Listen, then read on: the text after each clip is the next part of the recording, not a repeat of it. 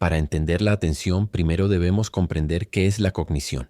La cognición es el conjunto de procesos mentales, como la atención, la memoria y la percepción, que ayudan a procesar, almacenar y recuperar la información. Teniendo en cuenta esto, la atención es el proceso que nos ayuda a regular la entrada de información, orientando nuestra concentración en estímulos importantes para nosotros. Las principales estructuras neurobiológicas que están involucradas en el funcionamiento y desarrollo de la atención son la corteza prefrontal, encargada de regular el control de la atención focalizada y sostenida hacia un estímulo.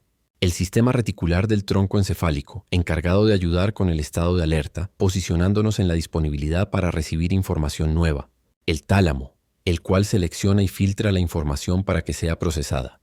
El lóbulo parietal, cuya función es orientar y dirigir la atención hacia los estímulos. La dopamina, un neurotransmisor que se segrega cuando un estímulo es atractivo e interesante, logrando una atención focalizada y sostenida. Existen 4 tipos de atención. La atención selectiva, que se refiere a la capacidad de centrarse en un solo estímulo. La atención sostenida, la cual nos permite mantener la atención por lapsos de tiempo prolongados. La atención dividida, que nos permite dar respuesta a múltiples estímulos al mismo tiempo. Y la atención alternante, la cual nos permite cambiar el foco atencional entre estímulos. Los mecanismos de atención no son constantes, dependen tanto de factores extrínsecos, es decir, propiedades de los estímulos que captan la atención del sujeto en mayor medida que otras, como el tamaño, la posición, el color, intensidad, así como de factores intrínsecos, características específicas o personales del sujeto que lo diferencian de otros ante una misma situación estimular, por ejemplo los intereses, expectativas, rasgos de personalidad y el nivel de activación fisiológica. La atención no es un proceso pasivo, sino que está modulada por la motivación y el sistema de recompensas. La motivación es el impulso a actuar, dirigiendo la conducta a una meta determinada. Por ello, es importante tomar en cuenta 4 aspectos en la motivación. Los estímulos discriminativos que son el valor que se da a la meta, la percepción de la competencia, las atribuciones causales que se hagan y las reacciones emocionales en torno a la tarea. La motivación y atención se ligan de 3 maneras importantes. Primero, la recompensa guía la atención, lo que lleva a una mayor selección correcta de los objetivos asociados a la recompensa y a una menor latencia de respuesta. Segundo, la recompensa dinamiza el comportamiento, con la actividad dopaminérgica sirviendo como una señal que hace que los objetivos se vuelvan deseados y que impulsen comportamientos exploratorios y de aproximación. Y tercero, la recompensa mejora la consolidación de la memoria, con la liberación de dopamina en el hipocampo, reduciendo el umbral para la potenciación a largo plazo y promoviendo la síntesis de proteínas necesaria para el mantenimiento de la memoria. Entre los modelos teóricos que existen para explicar el fenómeno de la atención, desde un enfoque neurocientífico, los más importantes son el modelo de competencia sesgada de De Simone y Duncan, desarrollado en 1995, donde se propone que los estímulos compiten entre sí en el cerebro para captar nuestra atención, y solo lo más relevante de entre esos estímulos gana. Y el modelo de Posner y Petersen, publicado en 1990, el cual explica que la atención no es un solo proceso, sino que está dividida en 3 redes cerebrales que trabajan juntas. Dichas redes son el sistema activador reticular ascendente, SARA, o red de alerta, es el encargado de regular el nivel de activación celular, arousal, y la atención sostenida, permitiendo que el cerebro se mantenga en un estado de alerta para procesar información de manera eficiente. Este sistema involucra diversas estructuras, la formación reticular, las áreas frontales como el lóbulo frontal, el lóbulo parietal, el tálamo, los ganglios basales y las estructuras límbicas. Este sistema se activa, por ejemplo, cuando estamos atentos en un examen esperando la siguiente pregunta. Además, su funcionamiento depende de la noradrenalina, un neurotransmisor clave en el mantenimiento del estado de alerta y la atención sostenida.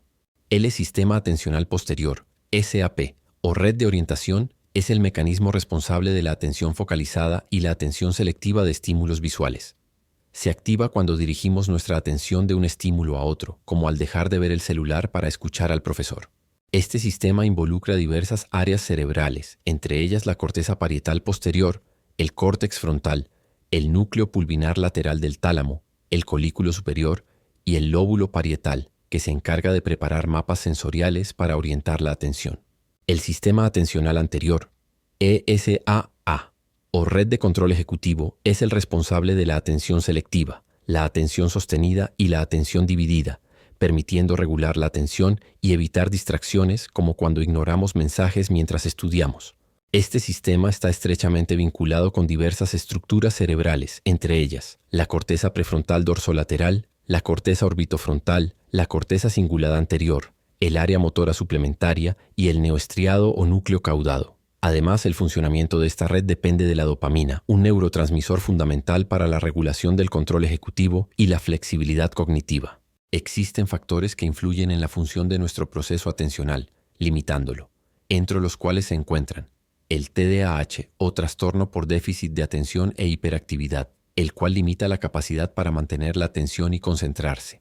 El envejecimiento, un proceso natural en el que conforme crecemos, favorece que nuestras capacidades cognitivas disminuyan de forma importante, puesto que durante este proceso el cerebro experimenta cambios estructurales y funcionales. El estrés, el cual aumenta el cortisol y dificulta el enfoque y la atención selectiva, y la fatiga, que reduce la energía cerebral, ralentiza el procesamiento de información y disminuye la capacidad de concentración, afectando la atención sostenida. Existen diferentes métodos neuropsicológicos para medir la atención. Entre ellos se encuentran las pruebas neuropsicológicas, como la prueba Stroop, que evalúa la atención selectiva y el control inhibitorio. En esta prueba los participantes deben nombrar el color de la tinta de palabras de colores. El Wisconsin Card Sorting Test, WCST por sus siglas en inglés, el cual mide la flexibilidad cognitiva y la capacidad de adaptación a nuevas estrategias. Los pacientes con lesiones en el lóbulo frontal suelen tener un rendimiento deficiente en esta prueba. El Trail Making Test o TMT, que evalúa la velocidad de búsqueda visual, atención, flexibilidad mental y función motora. El DIVA 2.0 es una entrevista estructurada para diagnosticar TDAH en adultos y que está basada en los criterios del DSM-5. Después se encuentran las herramientas tecnológicas y computarizadas que permiten medir la atención, de entre las cuales resaltan las tareas de tracking que miden coordinación visomotora, atención y velocidad de procesamiento mediante el seguimiento de movimientos en pantalla. NeuroTracker, una plataforma de realidad virtual para evaluar y entrenar la atención. CogniFit, un software para evaluar funciones cognitivas, incluyendo atención de manera digital. Y Go, No Go, una prueba que mide control de impulsos y atención sostenida. Finalmente se encuentran las técnicas de neuroimagen como electroencefalografía o EEG, la cual analiza patrones de ondas cerebrales para detectar alteraciones en la atención. Resonancia magnética funcional o fMRI, la cual estudia la activación de áreas cerebrales relacionadas con la atención. Potenciales evocados P300, N2, los cuales evalúan respuestas neuronales ante estímulos atencionales. Algunas estrategias que han demostrado su eficacia a la hora de realizar intervenciones con programas diseñados por neuropsicólogos con el propósito de mejorar la capacidad de atención de las personas son el entrenamiento cognitivo y neuropsicológico, que incluye ejercicios como tareas de atención sostenida, ejercicios cognitivos sobre cómo buscar diferencias entre imágenes o contar estímulos específicos, ejercicios computarizados. Plataformas como CogniFit, Lumosity y NeuroTracker han demostrado que pueden mejorar la atención sostenida y selectiva. Default Text ejercicios de inhibición y control cognitivo. Juegos como el Go No Go o el test de Stroop ayudan a mejorar la atención selectiva y la inhibición de respuestas impulsivas.